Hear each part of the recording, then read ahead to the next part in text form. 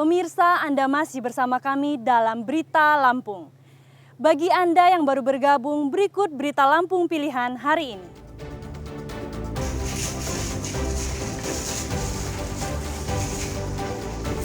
Sebuah kandang kambing dan indekos di Bandar Lampung terbakar akibat tersambar api pembakaran sampah.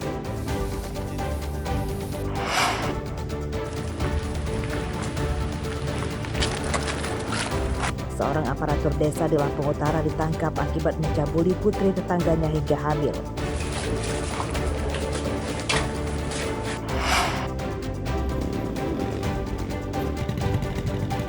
Kami ajak Anda menuju Desa Waiharu, desa yang terisolasi akibat tidak memiliki jalan bagus.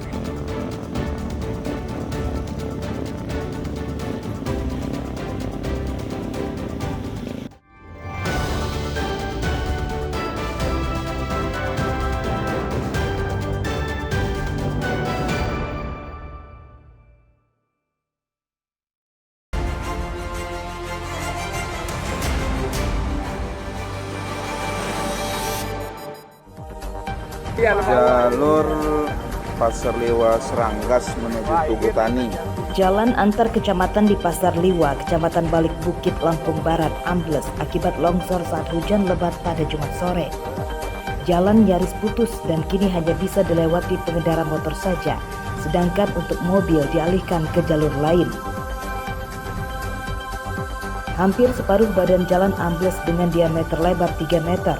Di sekitar titik jalan yang ambles terdapat keretakan yang berisiko ambles lebih parah jika dilewati mobil. Jalan ambles tidak merenggut korban jiwa sebab saat kejadian jalan sedang sepi kendaraan.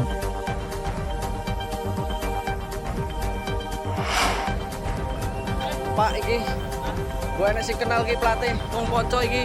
Pasangan suami istri yang sedang mengendarai motor berboncengan terlindas tronton bermuatan batu di jalan menanjak Desa Podosari, Pringsewu, Minggu sore. Pengemudi motor selamat namun menderita luka berat dan istrinya yang dibonceng tewas di lokasi kecelakaan akibat terlindas roda tronton. Oleh warga, keduanya langsung dibawa ke rumah sakit. Korban bernama Warsino, umur 49 tahun dan istrinya bernama Kurniawati, umur 46 tahun, warga Desa Poncowarno, Kecamatan Kalirejo, Kabupaten Lampung Tengah. Menurut warga, kecelakaan terjadi saat sepeda motor korban melaju di belakang tronton yang sama-sama dari arah Sukoharjo menuju Pringsewu. Saat melintasi jalan menanjak, tronton gagal melewatinya dan mundur hingga akhirnya melindas motor korban di belakangnya. Tronton berhenti mundur setelah rodanya terperosok tersiring.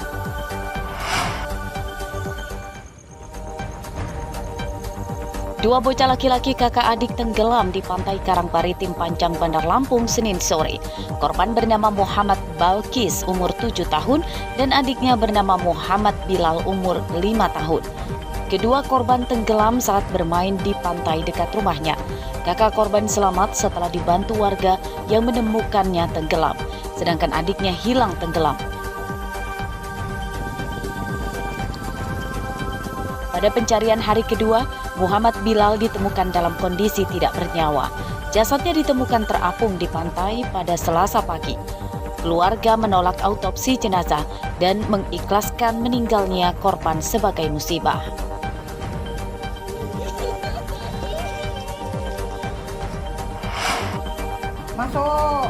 Kepala Sekolah Dasar Negeri 3 Pagelaran Pringsewu diduga membolos masuk kerja selama 3 bulan berturut-turut. Hal tersebut terpergok Wakil Bupati Pringsewu Umi Laila saat melakukan sidak pada hari Senin pagi. Sejak Juni hingga September, kepala sekolah berinisial BD tidak pernah mengisi absen masuk kerja. September juga belum pernah masuk. Cuma di Pagelaran, masa putus-putus. Saat ditelepon melalui saluran video, berbagai alasan dilontarkan sang kepala sekolah, mulai dari sinyal ponsel jelek hingga sudah mengajukan pindah tugas akibat sekantor dengan istrinya yang seharusnya tidak boleh untuk pegawai ASN. Sang kepala sekolah pun kena semprot wakil bupati sebab berbelit-belit saat ditanya alasannya tidak masuk kerja. Tapi Bapak tidak disiplin di sini.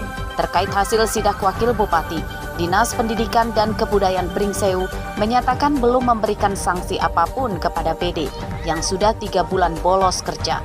Sanksi yang akan dijatuhkan ke BD masih dalam pembahasan tim Dinas Pendidikan dan Kebudayaan.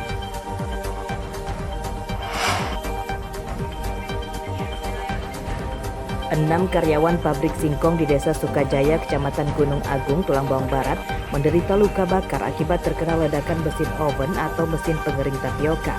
Dua korban yang menderita luka terparah dirujuk ke rumah sakit di Palembang, Sumatera Selatan, lalu 4 lainnya dirawat di Rumah Sakit Mutiara Bunda, Banjar-Agung, Tulang Bawang. Menurut pihak perusahaan, pada Rabu siang 1 korban yang dirujuk ke Rumah Sakit Palembang meninggal dunia. Korban bernama Febrianto, warga Gunung Agung, Tulang Bawang Barat. Pihak perusahaan menyatakan bertanggung jawab seluruh biaya pengobatan dan santunan para korban yang mengalami kecelakaan kerja tersebut. Peristiwa mesin oven pabrik singkong meledak itu terjadi saat pabrik sedang beroperasi. Penyebab meledaknya mesin oven tersebut diselidiki pihak internal perusahaan dan pabrik. Dugaan awal penyebab mesin oven meledak akibat adanya kerusakan pada komponen mesin yang tidak mampu menahan uap panas.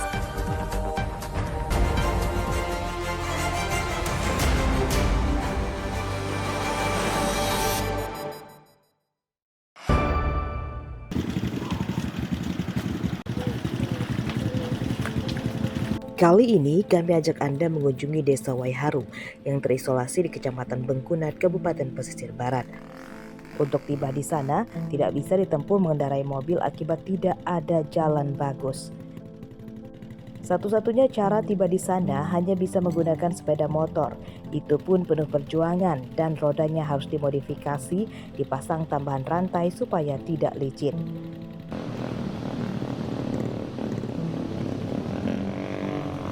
Perjalanan diawali mengendarai motor menyisir pantai pesisir barat selama sekitar 1,5 jam.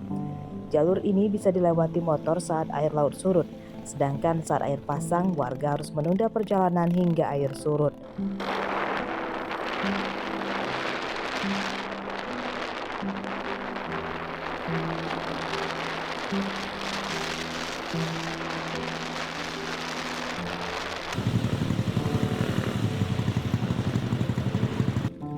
Selepas melewati pantai, penderitaan warga belum berakhir.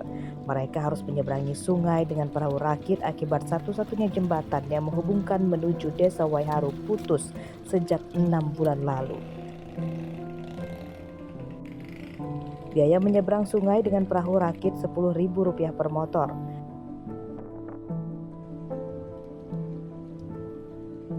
Saya tukang ojek Waiharu. Waiharu. Ini tiap hari lewat sini, Bang? Ya lewat sini tiap hari.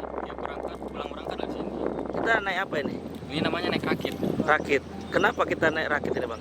Ya karena kita nggak ada jalan lain. Karena jembatan kita sudah roboh. Oh, Jadi terpaksa. Sejak kapan roboh, Bang? Sudah hampir 5 bulan ini kayaknya. 5 bulan ya? Gimana, Bang, kalau lewat rakit ini sering was-was nggak? Sering was-was, pokoknya takut jatuh gitu. Kenapa? Ngeri aja. Iya. Jelas kita membantu masyarakat dari Waiharu dan juga kita dapat ujungnya walaupun dikit asal berkah. Udah berapa lama, Bang? Sekitar 6 bulan. 6 bulan.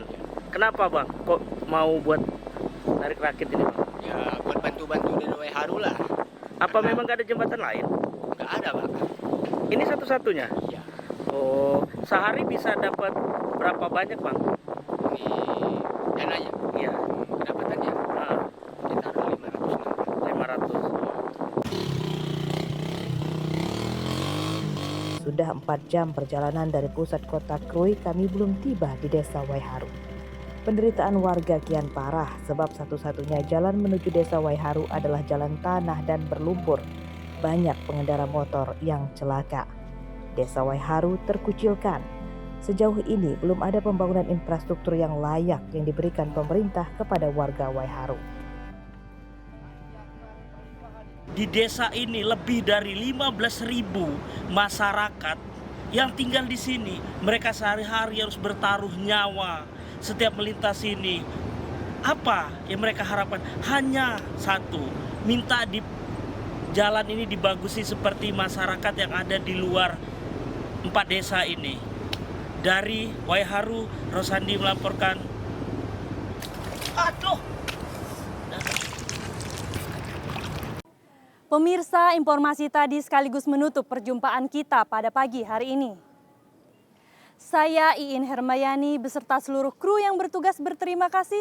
Selamat beraktivitas kembali. Sampai jumpa.